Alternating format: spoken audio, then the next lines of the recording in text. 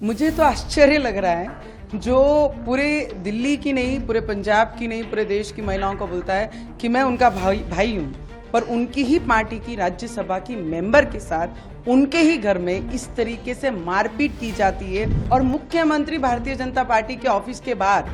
आंदोलन करते हैं। पर इस विषय पे, स्वाति के विषय पे उनके शब्द, एक भी लाइन उन्होंने इस पे अपनी जाहिर नहीं की है। मुझे लगता है दिल्ली की महिलाएं जितनी भी हैं, पूरे देश की महिलाएं, जो महिलाओं के सम्मान के साथ नहीं, महिलाओं ने उनके साथ खड़ा नहीं रहना चाहिए। मैं आपको इतना जरूर बता सकती हूँ, एक मुख्यमंत्री बहुत बड़ी जवाबदारी एक राज्य की रखते हैं, और जिस तरीके से उनकी ही पार्टी की एक महिला के साथ में उनके ही घर पे, केजरीवाल जी के घर पे ही इस तरीके से उनका पर्सनल सेक्रेटरी अगर ऐसा बिहेव करता है, मारधार करता है, उनसे जबरदस्ती राजीनामा मांगता है, रिजाइन मांगता है राज्यसभा की, और इस तरीके से जो व्यवहार करते हैं, मुझे तो आश्चर्य लग रहा है जो पूरे दिल्ली की नहीं, पूरे पंजाब की नहीं, पूरे देश की महिलाओं को बोलता है कि मैं उनका भाई हूं, पर उनकी ही पार्टी की राज्यसभा की मेंबर के साथ उनके ही घर में इस तरीके से मारपीट की जाती है और उनके साथ इस तरीके से व्यवहार किया जाता है और मुख्यमंत्री भारतीय जनता पार्टी के ऑफिस के बाहर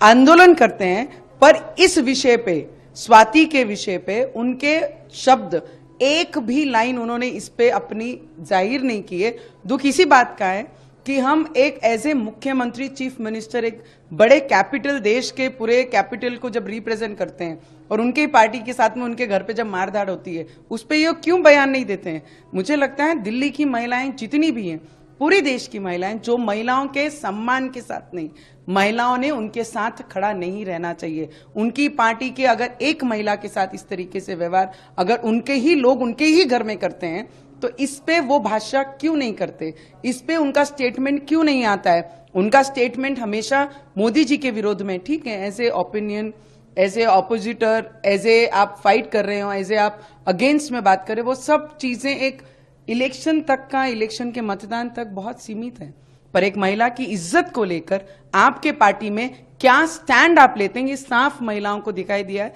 कि आप महिलाओं के रिस्पेक्ट के साथ नहीं, आप महिलाओं की इज्जत के साथ नहीं, फिर उनके साथ कोई मारधार करे, उसके साथ कुछ भी करे। आपके पिलांटू जो आपके आजू बाजू